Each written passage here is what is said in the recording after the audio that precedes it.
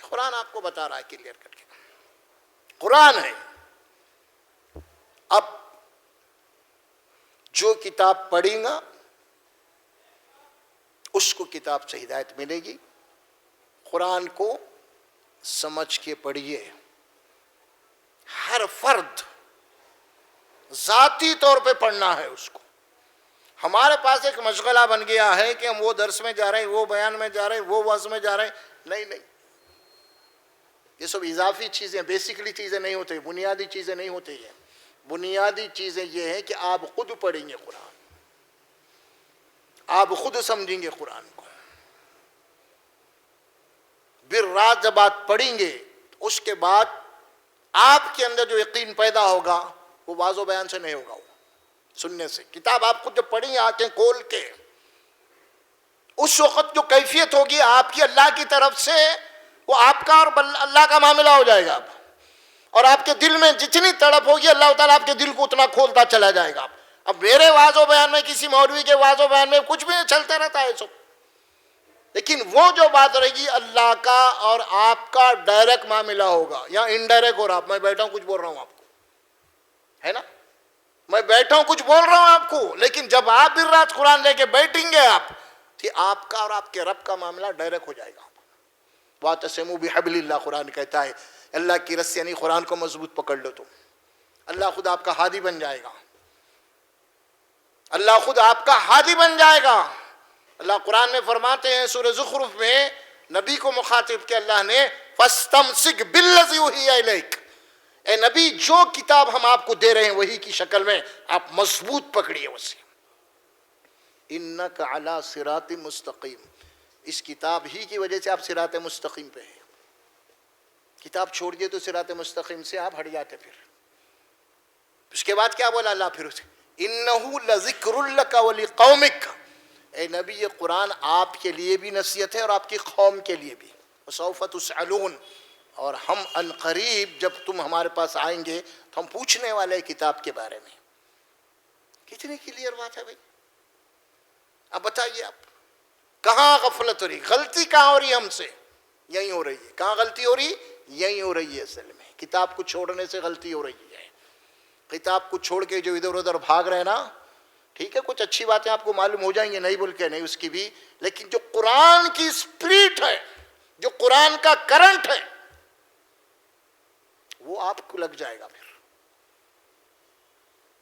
یہ قرآن ہے، یہ کرنٹ ہے، یہ آپ کی زندگی میں ایک نور آ جائے گا، ایک روشنی آ جائے گی۔ پھر اس کے بعد آپ کی زندگی کی تبدیلی دیکھیے اب آپ کیا ہے۔ معمولی بات نہیں ہے کتاب، یہ ہے شیطان یہی چاٹی دیتا سب سے پہلے۔ آج یہی ہو رہا ہر جگہ، تیری کتاب میری کتاب، تیرا جلسہ میرا جلسہ، تیرے مولانا میرے مولانا، فلاں فلاں فلاں، یہی ہو رہا ہے آج۔ الٹا لڑائی جھگڑا پیدا ہو جا رہے ہیں واضح بیانوں میں۔ تو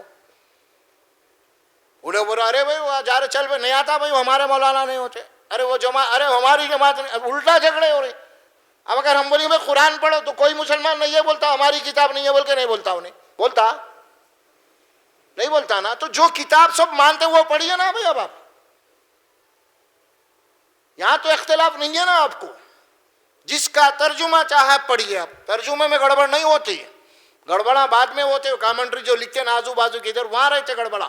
اب ڈائریکٹ ترجمہ پڑھتے چلے جائیے، پڑھتے جائیے پڑھتے جائیے، روزانہ آپ انشاءاللہ آپ دیکھتے چلے جائیں گے، آپ پڑھتے چلے جائیں گے تو آپ اس کے آپ جتنا پڑھیں گے تو اس کی جتنا پریکٹس کریں گے تو آپ اتنا تھرو ہوتے چلے جائیں گے۔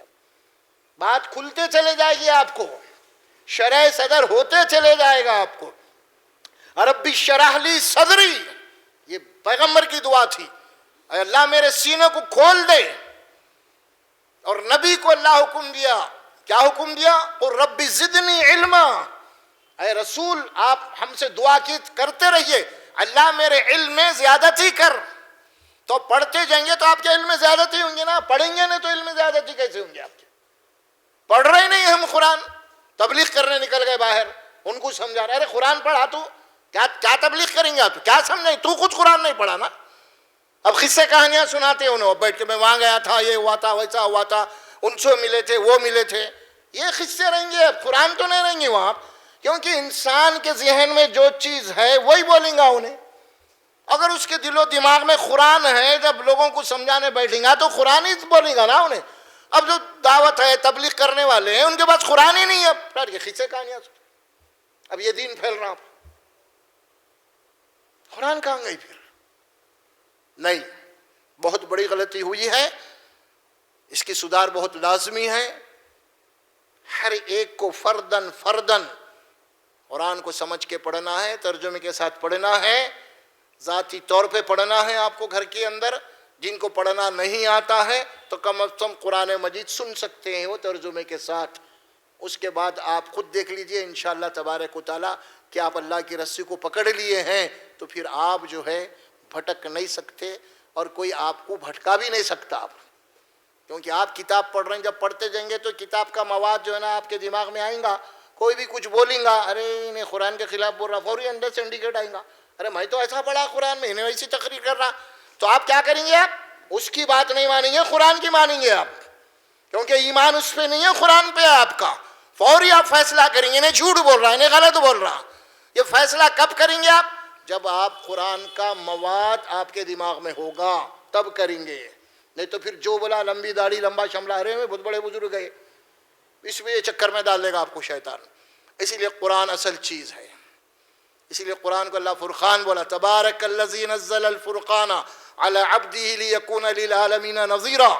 بابرکت ہے وہ اللہ کی ذات جس نے اپنے بندے کے اوپر اس قرآن کو نازل کیا جس کا نام فرقان ہے، یعنی حق اور باطل کے اندر تمیز کرنے والی کتاب، حق اور باطل کو چھانٹنے والی کتاب، حق اور باطل کو الگ کرنے والی کتاب. یہ کتاب ہم آپ کے اوپر نازل کیے ہیں اور اس کتاب کے وارث آپ کے بعد ہم آپ کی امت کو بنائے ہیں، لیکون للعالمین نذیرا، تاکہ اس کتاب کے پیغام کو سارے عالم میں پھیلا سکے. آپ یہ ہے میرے بھائی اصل چیز. تو بیسیکلی بات میں آپ کے سامنے آج رکھ دیا ہوں.